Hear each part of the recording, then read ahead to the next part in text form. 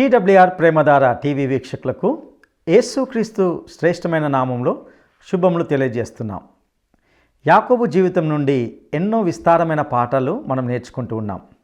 నేటి పాఠం ఆదికాండము 33వ అధ్యాయంలో యాకోబు తన అన్న ఏశావును కలుసుకుంటున్నాడు. కిందటి రాత్రి దేవుని కలుసుకున్నాడు. యాకోబుకు దేవునికి మధ్య పోరాటం జరిగింది. యాకోబు మరో పోరాటానికి సిద్ధంగా లేడు. వెనుక లాబాను, ముందు ఏశావు ఉండగా మరో పోరాటం ఎందుకు? అంతక్రితమే దేవుడు యాకోబును తన వేలితో ముట్టాడు, అంతే. యాకోబు కుప్పకూలిపోయాడు. ఇంతకుముందు మనిషినే అన్నంతగా మారిపోయాడు. తన అన్న అయిన ఏశావు విషయంలో ఎంతో భయపడ్డాడు, కానీ తాను అనుకున్నట్లు ఏమీ జరగలేదు. ఏశావుకు మరియు యాకోబుకు మధ్య జరిగిన ఊహించని సంఘటనను ఈ పాఠంలో చూస్తాం. లాబాను నుండే కానీ ఏశావు నుండే కానీ యాకోబును కాపాడింది దేవుడే. సమాధానం అనుగ్రహించింది దేవుడే. యాకోబు జీవితంలో చీకటి క్రమంగా అంతరిస్తూ ఉన్నట్టుగా చూస్తాం. ఇక నేటి పాఠంలో మరికొన్ని ఆధ్యాత్మిక సత్యాలను పరిశుద్ధాత్మ దేవుడు నేర్పిస్తుండగా వినడానికి మనం సిద్ధపడదామా? ప్రియ సోదరులారా, ఆదికాండం 33వ అధ్యాయంలో యాకోబు తన అన్న అయిన ఏశావును కలుసుకుంటున్నాడు. గత పాఠంలో యాకోబు దేవుణ్ణి కలుసుకున్నాడు. ఆ రాత్రి దేవుడు యాకోబుతో పోరాడాడు. పోరాడింది యాకోబు కాదు, దేవుడు. యాకోబు మరో పోరాటం కోసమేమీ చూడడం లేదు. తన వెనుక లాబాను, తన ముందు ఏశావు. యాకోబు కన్నులెత్తి చూడగా ఏశావు అడుగో వస్తున్నాడు. అతనితో 400 మంది ఉన్నారు. గత రాత్రి అనుభవంతో యాకోబు నిండిపోయి ఉన్నాడు.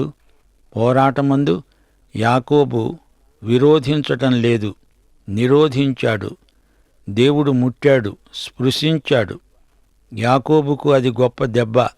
తన తుంటి నరం తెగింది. అతడు కుంటివాడయ్యాడు. దేవుడు తన వేలితో ముట్టాడో లేదో ఆ దెబ్బకే అతడు తట్టుకోలేకపోయాడు. యాకోబు కుంటివాడై కుప్పకూలిపోయి దేవుని కాళ్ల మీద పడ్డాడు. దేవుడు ఆశీర్వదించాడు. ఆ ఘడియ నుండి యాకోబు జీవితం కొత్త మలుపు తిరిగింది, పరివర్తన వచ్చింది. అది మనకు ఈ 33వ అధ్యాయంలో కనపడుతోంది. అంతకు ముందు మనిషేనా ఇతడు అనిపిస్తుంది మనకు. యాకోబు ఇప్పుడేం చేస్తున్నాడు?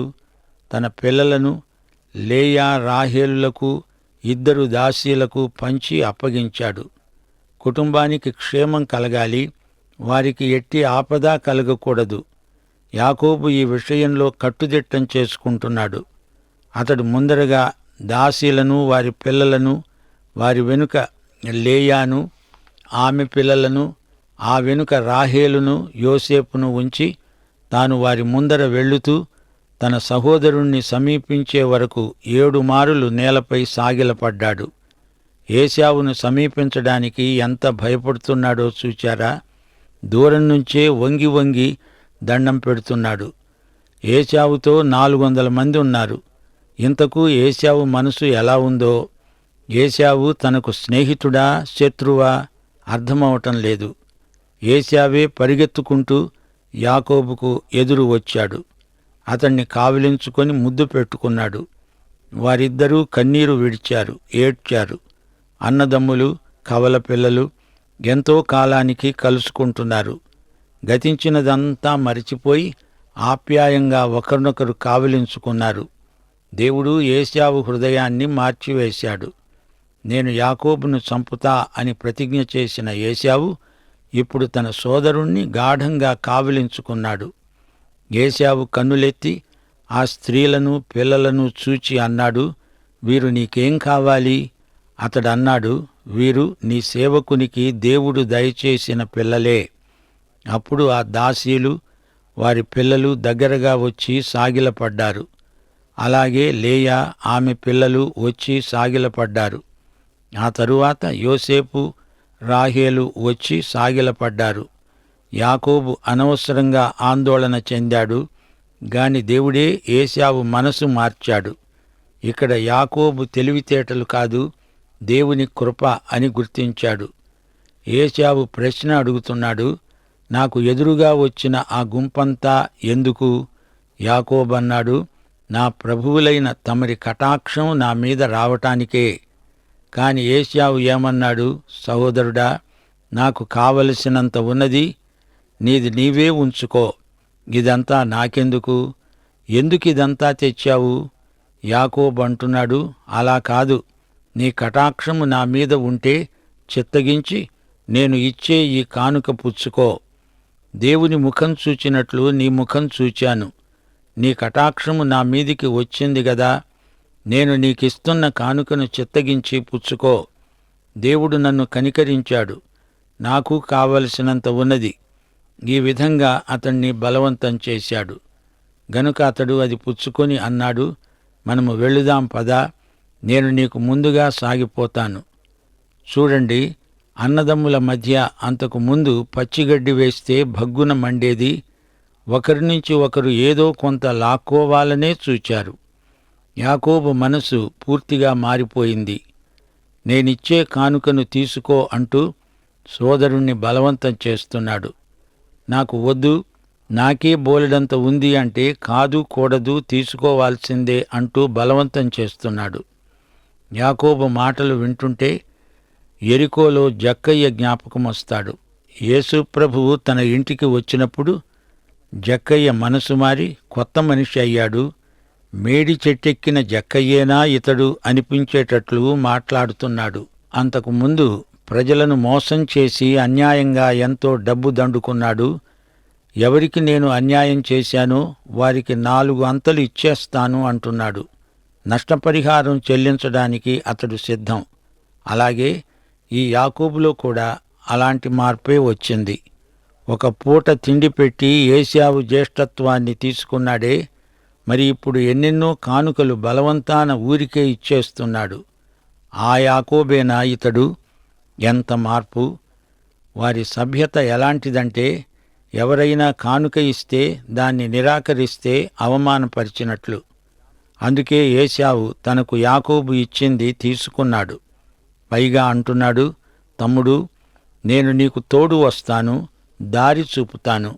అందుకు యాకోబు అన్నాడు, నా వద్ద ఉన్న పిల్లలు పసిపిల్లలు, గొర్రెలు, మేకలు, పశువులు, పాలిచ్చేవి చూస్తున్నావు గదా.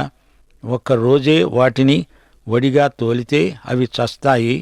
ఇది ప్రభువుల వారు గ్రహించండి, అన్యథా తలంచకండి. తమరు దయచేసి ముందుగా వెళ్ళండి. తమ దాసుడనైన నేను నా ప్రభువుల వారి వద్దకు శేయూరుకు వస్తాను. నా ముందర ఉన్న మందలు నడువగలిగిన కొలది వాటిని మెల్లగా నడిపించుకొని వస్తాను. నీవు త్వరగా వెళ్ళిపో, మేము మెల్లిగా ప్రయాణం చేసి వస్తాము. ఏశావు అన్నాడు, నీకిష్టమైతే నా వద్ద ఉన్న ఈ జనుల్లో కొందరిని నీ వద్ద విడిచిపెడతాను. యాకోబన్నాడు, అదంతా ఎందుకు? నా ప్రభువుల వారికి నాపై కటాక్షం ఉంది, అది చాలు.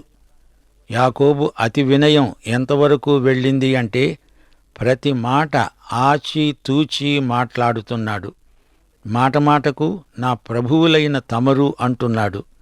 ఎంత తగ్గింపు, ఎంత విధేయత! అదే రోజున ఏశావు తన త్రోవన శేయీరుకు వెళ్ళిపోయాడు. శేయీరు ఎక్కడ ఉంది?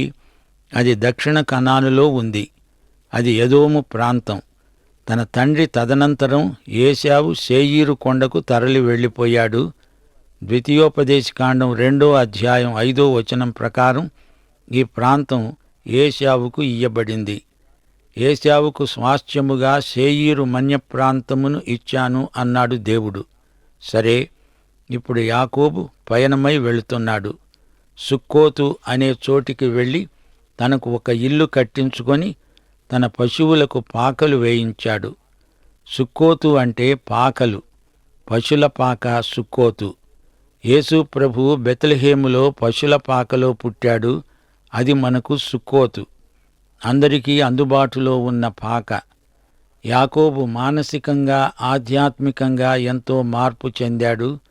ఏశావుకు ఏదో లంచమిచ్చి మనస్సు మారుద్దామనుకున్నాడు. అలా కాదు, దేవుడే ఏశావు మనసు మార్చాడు. లాబాను నుండి తెలివిగా తప్పించుకుందామనుకున్నాడు. కాదు, దేవుడే లాబానును అదుపులో ఉంచాడు. యాకోబు స్వప్రయత్నాలన్నీ విఫలమైపోయాయి. ఇప్పుడతడు దేవుని మీద పూర్తిగా ఆధారపడుతున్నాడు.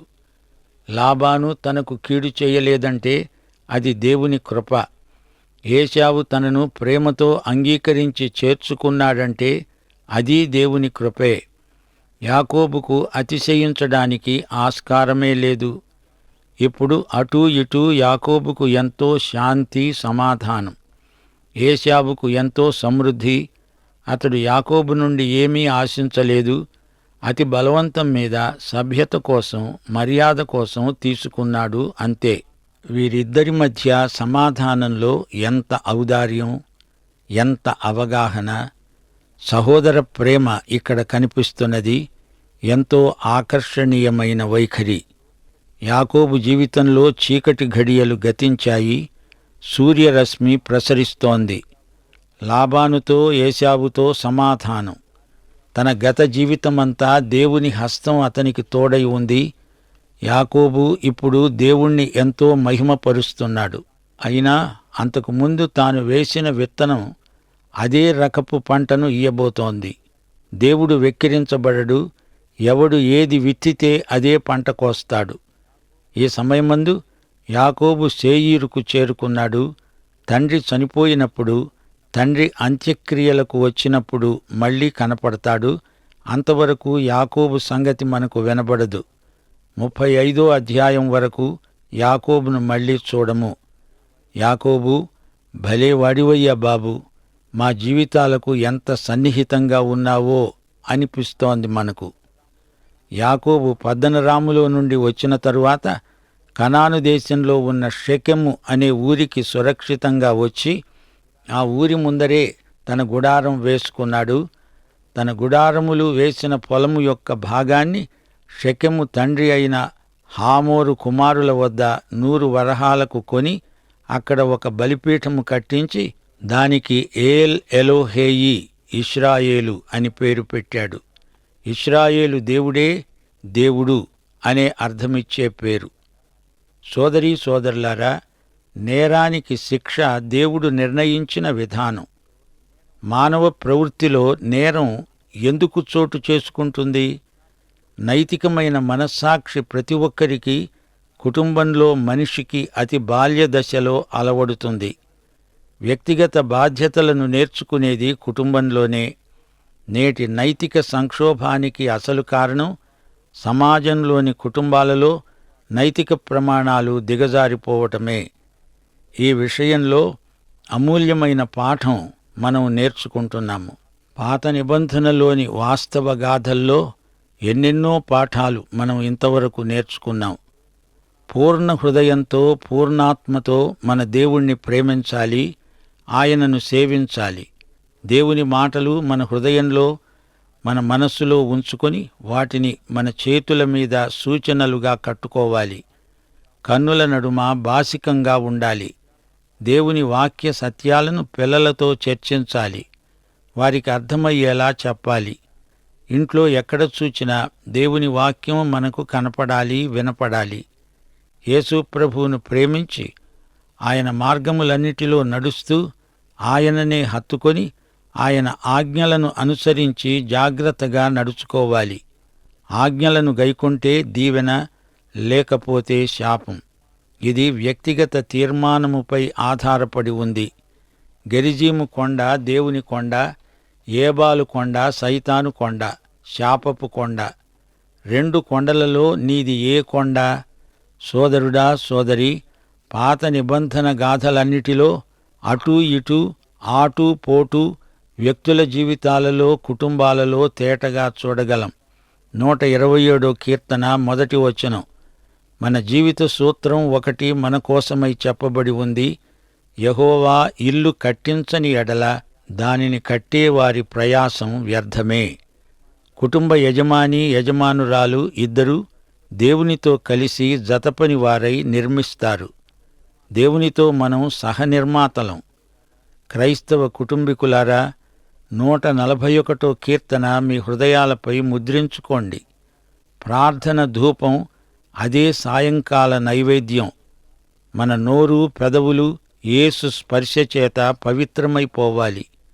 దైవదాసులు వాక్య ప్రబోధంలో మనలను గద్దిస్తే అది తైలాభిషేకం. యేసు మధురవాక్కులు చెవులారా వినండి, మనసారా ధ్యానించండి. దేవుని దృష్టిలో కుటుంబ వ్యవస్థ ఎంతో పవిత్రమైనది. కుటుంబ సంక్షేమం దేవుని ప్రత్యేక లక్ష్యం. తన ఇంటివారిని సరిగా నడిపించలేనివాడు అవిశ్వాసి కంటే చెడ్డవాడు. కుటుంబ పరిధిలో సహనము, దయ, కనికరం కానరావాలి. ఏశావు, లాబానుల మనస్సు ఎలా మారిందో, దేవుని బిడ్డ అయిన యాకోబుకు దేవుని కాపుదల ఎలా ప్రాప్తించిందో గమనించండి. మనం ఆపదలో చిక్కుబడి ఉన్నా ఆయనే నన్ను నిన్ను బ్రతికిస్తాడు. శత్రువుల బారి నుండి ఆయనే తప్పిస్తాడు. దేవుని కుడిచేయి నిన్ను రక్షిస్తుంది. 1 పేతురు 3:8 మరువవద్దు. మీరందరూ ఏకమనస్కులై ఒకరి సుఖదుఖములయందు ఒకరు పాలుపడి సహోదర ప్రేమ గలవారు, కరుణాచిత్తులు, వినయ మనస్కులై ఉండండి. ఆశీర్వాదమునకు వారసులవటానికి మీరు పిలువబడ్డారు. గనుక కీడుకు ప్రతీకారము, దూషణకు ప్రతిదూషణ చేయక దీవించండి. తల్లిదండ్రులు పిల్లలను నిష్పక్షపాతంగా పెంచాలి. ఏశావు, యాకోబుల విషయంలో ఇదే గుణపాఠం తల్లిదండ్రులు నేర్చుకోవాలి. ఏలీ యాజకుడై ఉండి తన కుమారులు తమకు తాము శాపగ్రస్తులుగా చేసుకుంటున్నారని తానెరిగి కూడా వారిని అడ్డగించలేదు. గనుక అతని ఇంటికి నిత్య శిక్ష వచ్చింది. సమూయేలు కుమారులు తండ్రి ప్రవర్తనను అనుసరింపక ధనాపేక్షకులై లంచాలు పుచ్చుకొని న్యాయాన్నే తిప్పివేశారు. తన కుమారుడైన అదోనియాను నువ్వు ఈలాగు ఎందుకు చేస్తున్నావు అని విచారించి దావీదు అతణ్ణి ఎన్నడూ గద్దించలేదు, నొప్పించలేదు. సామెతలు 29:15 బెత్తము, గద్దింపు జ్ఞానమును కలిగిస్తాయి. అదుపులేని బాలుడు తన తల్లికి అవమానము తెస్తాడు. ఈ రోజున తప్పిపోయిన కుమారులు, కుమార్తెలు ఎందరో ఉన్నారు. తల్లిదండ్రులు వారి పక్షమున విజ్ఞాపన ప్రార్థనలు చేయాలి. వారిని నీతి మార్గములోనికి రాబట్టాలి. ఈ 33వ అధ్యాయంలో మనము చూచిన వ్యక్తులను మరొకసారి జ్ఞాపకం చేసుకుందాము. యాకోబు, ఏశావు, లేయా, రాహేలు, యోసేపు. వీరిని గురించిన మరికొన్ని వివరాలు వచ్చే సందేశంలో నేర్చుకుంటాము. యాకోబు ఎందుకు వెంటనే బేతేలుకు వెళ్ళలేదు? వెళతాడు. మొన్ననే దేవుని దెబ్బకు కుంటివాడై వేగం తగ్గించి నెమ్మదిగా మెల్లగా నడుస్తున్నాడు. శారీరకంగా నడుము విరిగిన ఆత్మకాళ్లతో నడవటం ప్రారంభించాడు. చూడండి, యాకోబుకు అభినందనలు చెబుదాము. యాకోబు బలిపీఠం నిర్మించాడు. తాత అబ్రహాము అలాగే బలిపీఠాలు కట్టేవాడు. యాకోబు దేవుని యందలి ఒక గొప్ప లక్షణాన్ని గుర్తించి దేవుణ్ణి అర్థవంతంగా ఆరాధిస్తున్నాడు. ఏల్ ఎలోహేయి ఇశ్రాయేలు. ఇశ్రాయేలు దేవుడు అసలైన దేవుడు. వేరే దేవుడు లేనే లేడు. ఇప్పుడిప్పుడే యాకోబు నడక నేర్చుకుంటున్నాడు అనడానికి ఇది రుజువు. బేతేలు వైపునకు నడిచి వెళుతున్నాడు. ఇక 34వ అధ్యాయంలో దీనా యొక్క దీనగాథను మనం వినబోతున్నాము. యాకోబు చేసిన గొప్ప తప్పు ఇదే. అతడు షెకెములో ఉండకూడదు. అక్కడ నివాసం ఏర్పరచుకొని యాకోబు గొప్ప తప్పు చేశాడు. యాకోబుకు, లేయాకు పుట్టిన కూతురు దీనా. ఈ అమ్మాయిని షెకెము చెరిచాడు. ఈ షెకెము హివ్వీయుడైన హామోరు కుమారుడు. ఈమె సోదరులు షిమ్యోను, లేవి కక్ష సాధింపు చర్యకు ఉపక్రమించారు. హామోరు పట్టణమందలి పౌరులందరినీ హతం చేశాడు. యాకోబు కుటుంబ చరిత్రలో ఇది ఒక చీకటి పుట. ఈరోజు పాఠాన్ని మరి ఒకసారి పునర్విమర్శ చేసుకుందాము. 1. మానవునిలో పరివర్తన తేగలవాడు దేవుడు మాత్రమే. మనము మనిషి అలవాట్లనే మార్చలేము, కాని దేవుడు మనిషి అంతరంగాన్ని మార్చగలడు. ఏశావు, యాకోబుల మధ్య ప్రేమ సంబంధాలను దేవుడే పటిష్టం చేశాడు. వారిద్దరి మధ్య సమాధానం కలిగిందంటే అది దేవుడు చేసిన కార్యమే. యాకోబు ఏవేవో ఉపాయాలు పన్ని సోదరుడి మనస్సు మెత్తపడేటట్టు చేద్దామనుకున్నాడు. కాని అది అతడు చెయ్యలేదు. దేవుడే ఆ పని చేశాడు. 3. ఆత్మల రక్షణకు మన ఉపాయాలు పనికిరావు. ఒక వ్యక్తి యొక్క అంతరంగం మారాలంటే అది పరిశుద్ధాత్మ మాత్రమే చేయగలడు. ఒక వ్యక్తిని ప్రభువు దగ్గరికి తేవాలంటే దేవుని ఆత్మ చేయగల కార్యమది. 4. దేవుణ్ణి మాత్రమే ప్రభువు అనాలి గాని యాకోబు ఏశావును చూచి నా ప్రభువా అంటున్నాడు. ఏశావు ముఖస్తుతి చేస్తున్నాడు. 5. నీ ముఖం దేవుని ముఖమే అంటున్నాడు. ఇలాంటి పొగడ్తల ద్వారా సమాధానం ఎన్నటికీ కలగదు. సమాధానకర్త అయిన దేవుడే వ్యక్తుల మధ్య సమాధానం కలిగించగలడు. ప్రార్థన చేసుకుందాం. దేవా, ఉన్నవాడవు అనేవాడవు, నీ పవిత్ర నామము పరిశుద్ధపరచబడునుగాక. ఈ రోజున మీరు మాకు నేర్పిన పాఠం ఎంతో అమూల్యమైనది. పాత నిబంధనలోని వ్యక్తుల యొక్క అనుభవాలను బట్టి మా జీవితాలను మేము సరిదిద్దుకోవడానికి మీరు మాకు ఎంతో సహాయం చేస్తున్నారు.